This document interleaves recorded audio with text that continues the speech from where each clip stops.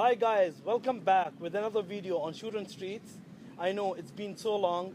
We have been so busy in our schedule since it's been like the peak time has started again now. So it's becoming very hard to make videos. But again, we'll be doing our best to make more and more videos and share whatever we know. So today's topic is how to stand out among the hundreds of photographers around everywhere in the world and make your pictures different from what everybody else is doing. Though everybody is using the same equipment, they're using the same lenses, they're using the same techniques and even the softwares. So the main question remains how to stand out and make your picture different from what others are doing. So it's a good point, like how to stand out among hundreds of photographers, if not thousands. Like, what's your take on this? To make your picture stand out and to be different from what others are doing, the simple rule, according to me, is that you have to be yourself. You have to be yourself, the very first thing. And after that, you have to go extra mile. Where everybody stops, you have to cross that barrier and do something which is not other people are doing. It can be anything. It can be technique-wise. It can be your creative instinct. The thing is, it should be what others are not doing. And because nobody is you, and that is your strength. And Ahmed, you have been a photographer and you've been doing photography for long. What makes your picture different, or how do you reach to that point where you stand out and be different from what everybody else is doing? So what is your take on it? As for me, I love documenting my stuff, like whatever I'm working on or my pictures. I like documenting. And even if I see, normally in documentations, we take a lot of pictures. But if I want to take one strong picture, and for that, if I'll have to wait another extra 3-4 hours, I do that. Like, you should have a lot of patience, and that's what makes your pictures different, because it sounds easy when someone says, okay, waiting for 3-4 hours, but it's not. Because waiting another for extra 3-4 or 5 hours, or giving it a time, or you might wait for that one picture for next 1 month or 2 months and going to the same location again and again, that's a limit which you are crossing to get that one strong image. That's one of the points where you need to give a lot of time, you need to have a lot of patience. And again, there are shoots where I go, I've seen people or photographers doing is they just take a couple of pictures, and if the shoot is for 1 hour, they shoot for 1 hour and they just leave. But the thing is, the picture you are waiting for, you might get it after everyone leaves. Like that moment. So you need to give time. At times you get it, but there are sometimes you don't get it. But the thing is, just break your barrier, break that limit, and give it a time to that one picture you are waiting for. That's the worth of the picture. Like, this is what I feel. This is how your picture should stand out, and this is how your picture will stand out. Like, if you're working really hard enough for that one image. Cool. So according to you, that to make your picture stand out, you need patience. You need to do research. You need to be there and see the things which others are not seeing, and which might happen maybe after everybody is left. Yes. So that is very important, because to see differently, you need to have that patience and stay there for a longer time and understand the location, understand the subject, understand everything, whatever is going around there. To make your visuals different, you need to see things differently.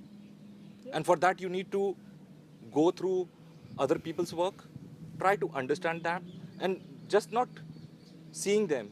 You need to put those things, put those elements in your work. I'm not saying that you need to copy them, but that will be a starting point where you start from. And again, it will happen the way you have seen life. And that's what makes us all different. So there is no special technique to be different, but to be yourself. That is very important according to me. I have said it earlier also, to be yourself. And for that also, you have to train yourself how to be yourself. And not, you have to be inspired by others, but not so much inspired that you start copying their work. You have to give your inputs. You have to give what you have seen in life. You have to put in all the experiences which you have been through. all the books you have read, all the movies you have seen, all the things you have faced in life, that will make your work different from others. So that is very important, that be yourself and use your experiences from your own life, and that will bring out a new you, and that will become your own style. Yeah, so according to you, like, if I go through the pictures of like well-established photographers, Yeah. and when I go through their pictures, and because in some way it will be stuck in back of my mind, Yeah. the pictures will be there, and when I'm there on the site, like wherever I'm shooting outside, that picture will be in my mind, but if I bring my own style in that picture, Yeah. it's going to be a different image. So it will be like a reference to you. That thing which you have seen, maybe it's composition, maybe it's lighting, maybe it's a technique which they have used, it will be as a reference stored in your hard disk, which is your mind. Yes. And you will retrieve that information whenever it is required. So it is there. It will be there deep inside you. But again, you will be doing it in your own way. You will put those things, those elements, those techniques, or whatever it is, composition. You will put your inputs, combine it with those references, and bring out a new thing. I think that's a very good point, Ashok, because I have learned and I have improved a lot by doing this. Like, I have been practicing this, and I'm sure you as well. Yeah, I also. We have been practicing this from so many years that I go through all the pictures, like whether it's a newspaper, magazines, online, whatever. I go through pictures, and that pictures I don't like. I really appreciate those pictures, but it's not that I want to take. No, I need the same picture. Yeah. It's not that. It's not that thing. But that picture automatically stores in back of your mind, as you said, your hard disk. It saves there, and when I see something similar to it, and when I take my pictures and when I put my input in that pictures, it becomes something different. See, the thing is, when a picture is shot, you can't repeat it.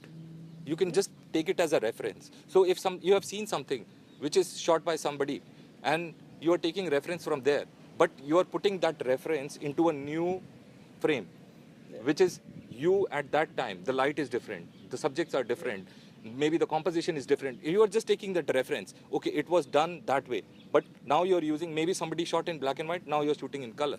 Maybe it was a different technique, they used grains, you're not using grains, but you're taking that reference of composition maybe from there, or that technique from there, and putting it into a new perspective, and that will make your pictures and different. It differs when that picture was taken, like in what time of the day. Yeah, and when you are what there, settings were used, what time was it. So people normally people have this misconception that to be inspired by other images or the work of some other photographers is to copy them. It is not to copy them. It is just to register those things in your mind. When we see things, they are registering. Consciously, subconsciously, whether we want it or whether we don't want it, they will register in our brains. And we will access those memories whenever it is required at that point of time when we are shooting and when we are there in that other location or a shoot. So that's what makes our work different from others, because it is done by us and not by other. Yeah, and again, when you keep this thing in your mind, if you want to get as good as that picture, we have talked about it earlier, that we forget how much hard work and how much effort those established or those famous photographers have made to reach to this point. Yeah, so it takes time, right? So we just see the final product and we think, oh wow, they did this great picture, but we never see all those hundreds and thousands of hours they spent on reaching that point where they were able to produce that sort of result. We just see the final product. We don't see the path they have followed. That is true. Ups and downs they have gone through, all the struggle they went through. We don't see about that. We just see the final thing and we see, oh wow, this is a great image. This is it, and I want to do it. But to do that, you have to also go through that whole period of time, whole period of struggle, whole period of sacrifices, and then reach to that point. So it is not an overnight process.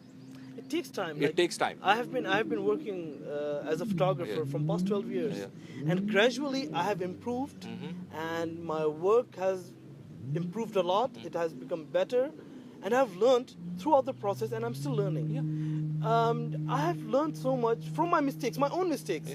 But the only one thing, don't stop shooting and don't give up. It doesn't matter if you're getting good pictures or bad pictures.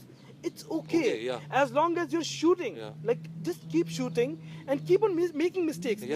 There's no harm. People are scared to do mistakes. Oh, People are scared to do mistakes. The day you stop getting scared from doing mistakes, you will start progressing. So my thinking is, don't be scared of doing mistakes, because these mistakes are going to teach you and take you to the next level and improve your work. If you don't do mistakes, how will you learn?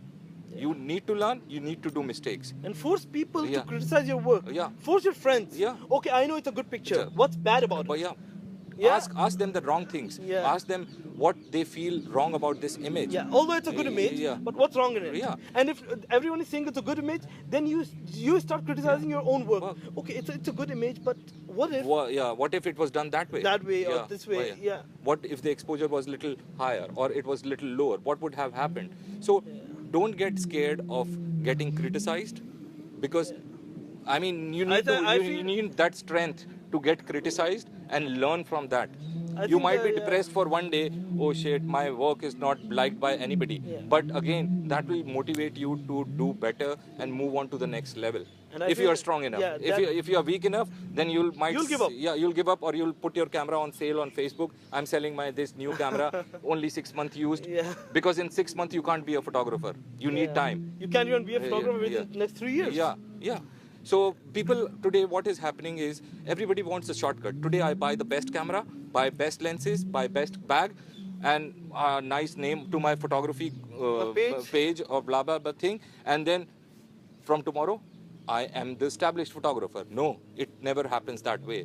You need to work, you need to understand things and then improve gradually and reach to the level where you want to reach. Yeah, that is true. I'm not demotivating anybody, but I am trying to give them the right direction, because everybody goes through this phase of bad times when the images are not coming good, when the images are not coming. It becomes very frustrating. But try to understand why they are not coming good. Try to ask people. And see, and the other way of passing, like the other way Crossing, passing by this situation is that stop shooting. Stop shooting. Give a break. And or the other way could be shoot. Stop looking at other photographers' work, because even that confuses some people, if not all. But for some people, because they get so they go through so many good pictures that their mind becomes locked. It is blocked. They cannot think anymore, because they have seen so much of good work. So they need to stop doing that. Stop, go out and shoot, and shoot in your own view, like whatever you see, keep on shooting. Like shoot, and go home, relax. Don't look at your pictures on the same day. Give it a day or two, then go through your pictures slowly whenever you have time. And okay, if you have out of those 150 pictures, if you have 4 pictures, keep it in the side. Wait for your friend who you think is a good photographer, or your mentor, anybody, whoever it is. Go to them, show them your pictures. Okay, these are the pictures I got. Like, it's not an easy process. But you need to go to a discussion, talk to them, talk about your work, what happened, how it happened, and even if the other person who's your mentor or a better photographer than you criticizes your work, don't get demotivated. Try to understand why he's saying so. He's not your enemy. He is trying to help you. See it in that way. That's true. So people stop talking to people, and they think, oh, he never likes my picture, so I'm not going to talk to him. It's not that way.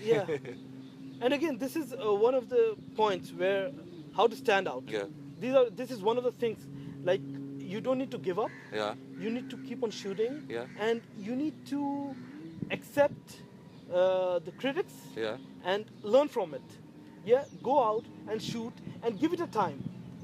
Like, if you want that one image and if you're not getting it for a couple of hours, 1 day, 2 days, don't give up. Because again, I've seen people, they just go out there and they want one picture. They see something very interesting. They go there, out there. They go to that point. They wait for 10, 15 minutes. They don't get it. They're like, okay, fine, we are leaving. Yeah. Don't leave, Baba. Why Nothing are you leaving? Yeah. They say nothing is happening. I Yeah. can't see pictures. How do you take pictures? This place is nothing. There is no action happening. See, you're lucky. You get lucky at times where you get pictures like within next 2 minutes. Yeah. But there are times where you wait for hours and you go to that same point every day, but you don't get it. Yeah. But don't give up until you get it. Yeah. Appreciated pictures and favorite pictures of myself, which I like and which they like. They are the pictures which I have put in the extra effort. Most of the pictures where I give a lot of time, and even after I finish my shoot, I stay there and I look around for pictures. Okay, that's a picture. I was missing this. Yeah. I need to get that. So that becomes my Best picture. Best picture. So this is it. Yeah. Don't get demotivated. Keep doing what you want to do. See other people's work. Get inspired, but keep doing what you get inspired from. You have to get up, start shooting. By seeing pictures, you can't be a photographer. You need to do action and make your work different by being yourself, by your experiences, what you have gone through in life, and doing that, taking that extra effort, going that extra mile to reach where you want to reach. So in the end, we would like to say, Hey guys, there's an announcement to make. and the announcement is very interesting. Let's catch up over a cup of coffee and discuss about your work face to face. Do inbox us on Shoot on Streets.